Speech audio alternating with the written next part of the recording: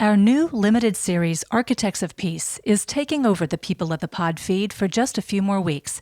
In the first 2 episodes, we've taken you behind the scenes for an inside look at the negotiations that led to the Abraham Accords.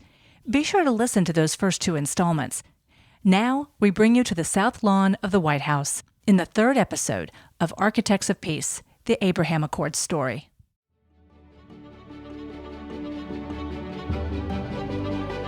It was a beautiful day, and there was this coming together, this recognition that this was such an historic moment.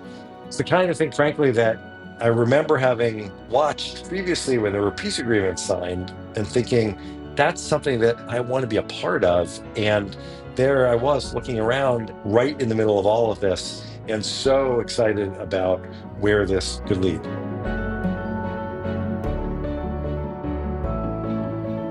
In September 2020, the world saw what had been years, decades in the making. Landmark peace agreements dubbed the Abraham Accords, normalizing relations between Israel and 2 Arabian Gulf states, the United Arab Emirates and the Kingdom of Bahrain. Later, in December, they were joined by the Kingdom of Morocco. 5 years later, AJC is pulling back the curtain to meet key individuals who built the trust that led to these breakthroughs. Introducing the Architects of Peace.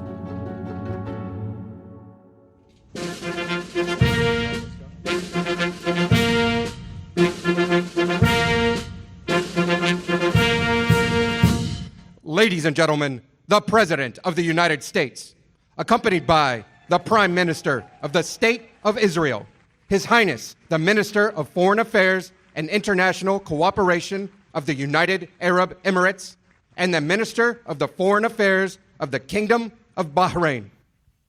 The guests of honor framed by the South Portico of the White House were an unlikely threesome. 2 Arab foreign ministers and the Prime Minister of Israel, there to sign a pair of peace agreements that would transform the Middle East. Thanks to the great courage of the leaders of these 3 countries, we take a major stride toward a future in which people of all faiths and backgrounds live together in peace and prosperity. There will be other countries very, very soon that will follow these great leaders. President Trump's team had achieved what was long thought impossible. After decades of pretending Israel did not exist until it solved its conflict with the Palestinians, Trump's team discovered that attitudes across the Arab region had shifted, and after months of tense negotiations, an agreement had been brokered by a small circle of Washington insiders. On August 13, 2020, the United Arab Emirates agreed to become the first Arab state in a quarter century to normalize relations with Israel. Not since 1994 had Israel established diplomatic relations with an Arab country, when King Hussein of Jordan and Israeli Prime Minister Yitzhak Rabin signed a treaty ending the state of war that had existed between them since Israel's rebirth. A ceremony to celebrate and sign the historic deal was planned for the South Lawn of the White House on September 15, 2020. Before the signing ceremony took place, another nation agreed to sign as well. Not too surprisingly, the Kingdom of Bahrain. After all, in June 2019, Bahrain had hosted the Peace to Prosperity Summit, a 2-day workshop where the Trump administration unveiled the economic portion of its peace plan, a 38-page prospectus that proposed ways for Palestinians and Arab countries to expand economic opportunities in cooperation with Israel. In addition to Bahrain, Egypt, Jordan, Morocco, Qatar, Saudi Arabia, and the UAE, all participated in the summit. The Palestinians boycotted it, even as Trump's senior advisor, Jared Kushner, presented plans to help them.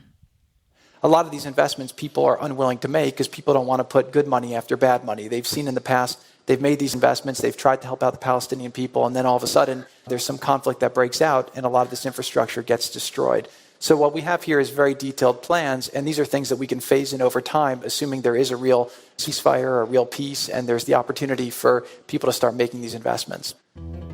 Now, Israel, the UAE, and Bahrain would open embassies, exchange ambassadors, and cooperate on tourism, trade, healthcare, and regional security. The accords not only permitted Israelis to enter the 2 Arab nations using their Israeli passports, it opened the door for Muslims to visit historic sites in Israel, pray at Al-Aqsa Mosque in Jerusalem, the 3rd holiest site in Islam, and finally satisfy their curiosity about the Jewish state. Before signing the accords, each leader delivered remarks. Here's Bahrain's Foreign Minister, Abdulatif bin Rashid Al Zayani. For too long, the Middle East has been set back by conflict and mistrust, causing untold destruction and thwarting the potential of generations of our best and brightest young people. Now, I'm convinced we have the opportunity to change that. UAE's Minister of Foreign Affairs, Sheikh Abdullah bin Zayed Al Nahyan, echoed that sentiment and also addressed accusations by Palestinian leadership that the countries had abandoned them. He made it clear that the accords bolstered the Emirates' support for the Palestinian people and their pursuit of an independent state. في التاريخ الإنساني منارة مضيئة لكل محبي السلام. وبالنسبة لنا فإن هذه المعاهدة ستمكننا من الوقوف أكثر إلى جانب الشعب الفلسطيني. This new vision, he said, which is beginning to take shape as we meet today for the future of the region, full of youthful energy, is not a slogan that we raise for political gain as everyone looks forward to creating a more stable, prosperous, and secure future. This accord will enable us to continue to stand by the Palestinian people and realize their hopes for an independent state within a stable and prosperous region.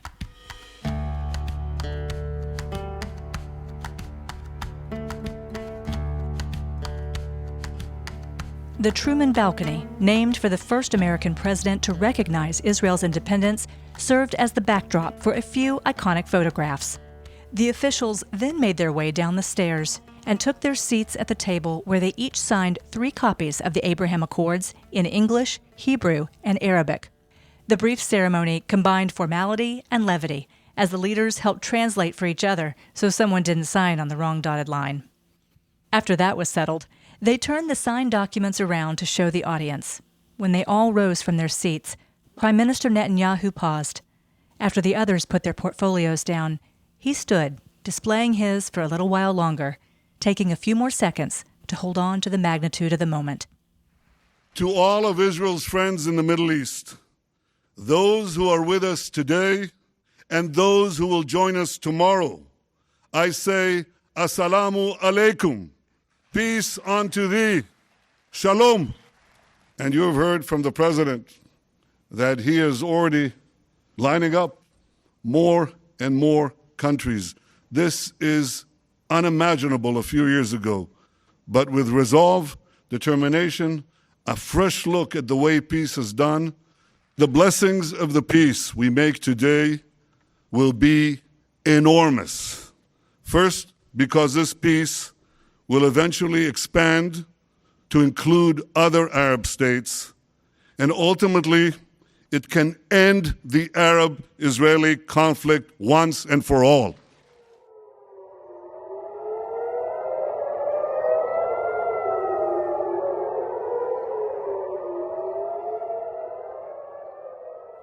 But peace in Israel was and still is a distant reality, as Palestinian leadership did not participate in the Abraham Accords and in fact viewed it as a betrayal.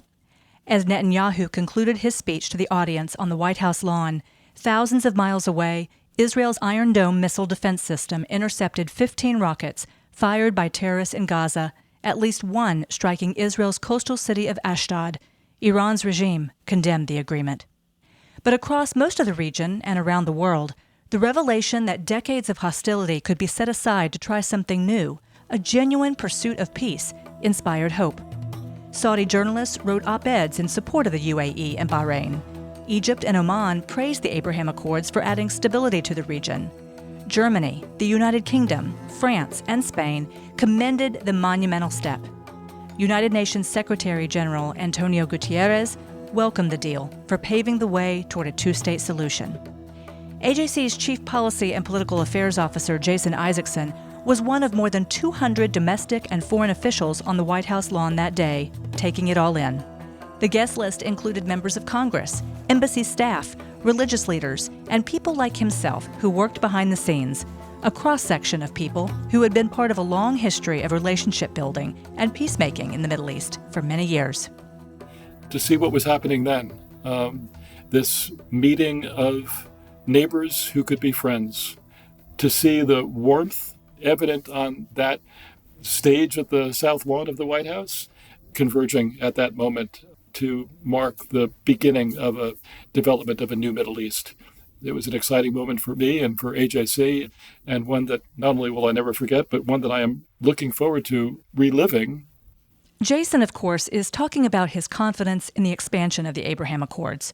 Through his position at AJC, he has attended several White House events marking milestones in the peace process. He had been seated on the south lawn of the White House 27 years earlier to watch a similar scene unfold, when Israeli Prime Minister Yitzhak Rabin and Palestinian leader Yasser Arafat met to sign the Oslo Accords with President Bill Clinton. What we are doing today is more than signing an agreement. It is a revolution. Yesterday, a dream. Today, a commitment. The Israeli and the Palestinian peoples, who fought each other for almost a century, have agreed to move decisively on the path of dialogue, understanding, and cooperation. Brokered secretly by Norway, the Oslo Accords established mutual recognition between Israel and the Palestine Liberation Organization, which claimed to represent the Palestinian people. It also led to the creation of a Palestinian Authority for interim self-government and a phased Israeli withdrawal from parts of the West Bank and Gaza. 1993 was a tremendous breakthrough, and it was a breakthrough between the State of Israel and an organization that had been created to destroy Israel. So it was a huge breakthrough to see that Israeli and Palestinian leaders agree to a process that would revolutionize that relationship, normalize that relationship, and set aside a very ugly history and chart a new path. That was historic.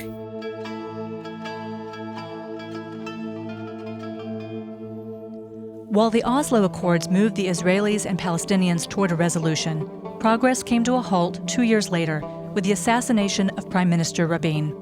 In July 2000, President Clinton brought Arafat and then Israeli Prime Minister Ehud Barak to Camp David to continue discussions, but they could not agree. In his autobiography, My Life, President Clinton wrote that Arafat walked away from a Palestinian state, a mistake that Clinton took personally. When Arafat called him a great man, Clinton replied, "I'm not a great man.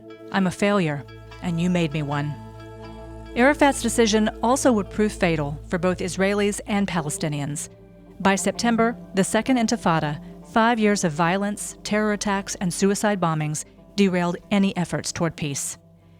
Jason says the Abraham Accords have more staying power than the Oslo Accords. That's clear 5 years later, especially after the October 7th Hamas terror attacks sparked a prolonged war between Israel and Hamas in Gaza. 2 years into that war, the Abraham Accords have held. But Jason recalls feeling optimistic even as he sat there again on the South Lawn.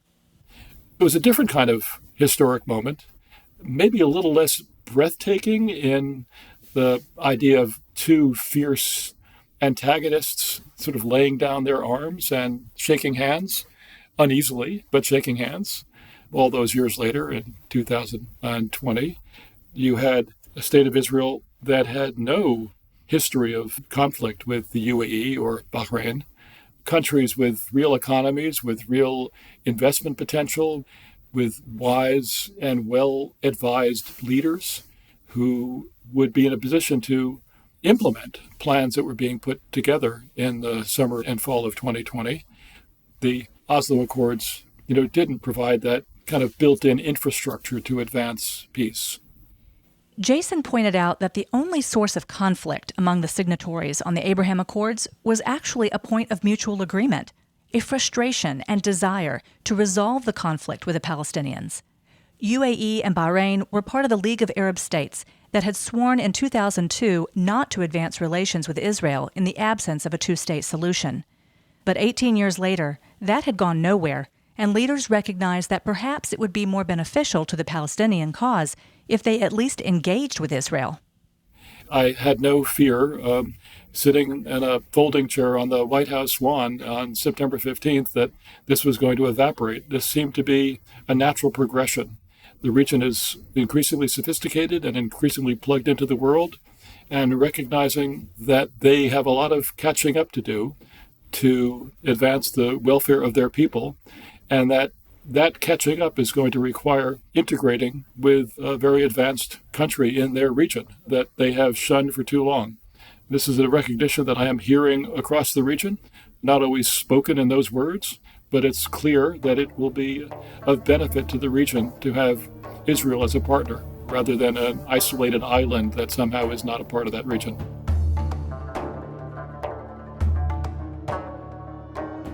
I want to thank all of the members of Congress for being here. AJC's CEO Ted Deutch also was at the White House that day, not as AJC's CEO, but as a congressman who served on the House Committee on Foreign Affairs and chaired its subcommittee on the Middle East, North Africa, and global counterterrorism. It was a beautiful day.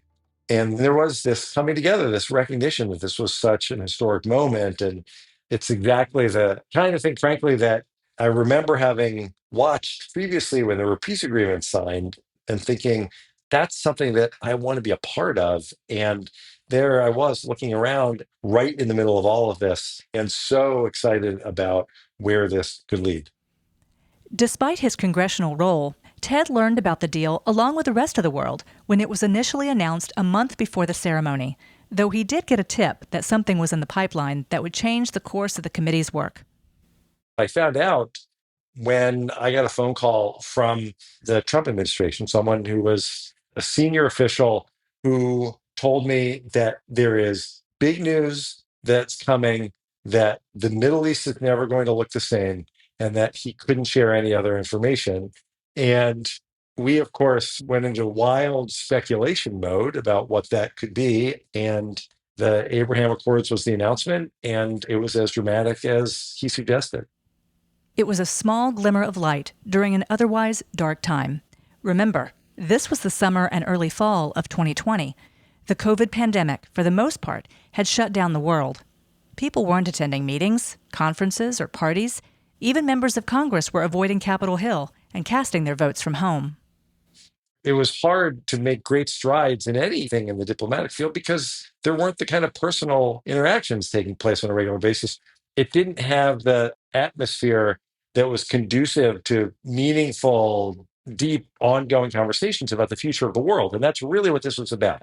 And that's what was missing. And so here was this huge news that for the rest of the world felt like it was out of the blue, that set in motion a whole series of steps in Congress about the way that our committee, the way we approach the region, that we could finally start talking about regional cooperation in ways that we couldn't before. The timing was especially auspicious, as it boosted interest in a particular piece of legislation that had been in the works for a decade, the bipartisan Nida M. Lowy Middle East Partnership for Peace Act. Approved by Congress in December 2020, around the same time Morocco joined the Abraham Accords, the law allocated up to $250 million over 5 years for programs advancing peaceful coexistence between Israelis and Palestinians and supporting a sustainable two-state solution. Passed as part of a larger appropriations bill, it was the largest investment of any single country in Israeli-Palestinian civil society initiatives. Here we were having this conversation about increasing trade, increasing tourism, and the countries working more closely together and being able to freely fly back and forth on a regular basis, something that we've seen as the tourism numbers have taken off, the trade has taken off. So it really changed what we do. The other thing Ted recalls about that day on the White House lawn was the bipartisan spirit in the air. Although his own committee didn't tend to divide along party lines, Congress had become quite polarized and partisan on just about everything else. On that day, just as there was no animus between Israelis and Arabs, there was none between Republicans and Democrats either.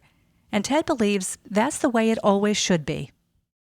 It was a bipartisan showing of support because this was a really important moment for the region and for the world. And it's exactly the kind of moment where we should look for ways to work together. And this issue had to do with the Middle East, but it was driven out of Washington. There's no doubt about that. It was driven out of the Trump administration and the White House. And that was, I think, a reminder of the kind of things that can happen in Washington and that we need to always look for those opportunities. And when any administration does the right thing, then they need to be given credit for it, whether elected officials are on the same side of the aisle or not.